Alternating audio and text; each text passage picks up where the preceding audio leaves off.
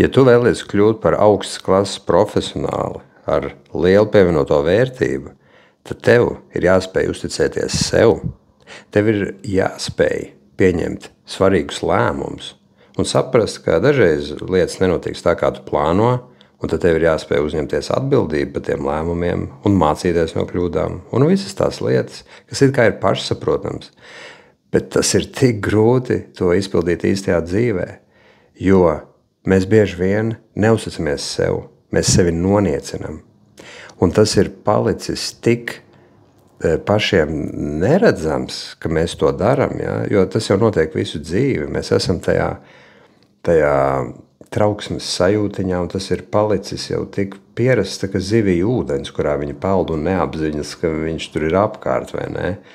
Un mēs to pat neapzināmies, ka daudzi notikumi bērnībā, kas ar mums ir notikuši, ir atstājuši tās pēdas, un tur ir daudz emocionālā trauma notikusi, un apspiestās emocijas nav pareizi integrētas, un tas mums liek justies noniecinātiem, mēs paši sevi noniecinam, un tādējādi mēs nevaram būt tie cilvēki, kas mēs vēlamies. Mēs skatāmies uz citiem, un redzam, ka citi ir pārliecināti, un viņi pieņem lēmumus, viņiem viss notiek, un mēs finālā atdodam apzināti vai neapzināti tos grožus viņu rokās, un mēs vienkārši sekojam viņiem, un nespējam būt paši savās dzīvēs līderi. Bet visas šīs lietas var atrisināt ar to brīnišķīgo terapiju, ko es pats izbaudīju uz savus ādus un turpinu izbaudīt kopš pagājušā gada jūlija, no 2024. gada jūlija es ar to nodarbojos, un tagad es pats piedāvāju šo pakalpojumu. Un tā vietā, lai pavadītu daudzus gadus strādājot ar psihologiem un citādiem terapeitiem, šīs lietas var īstenībā ļoti ātri sakārtot. Un patiešām tas tā ir. Es redzu šo tēmu savā darbā.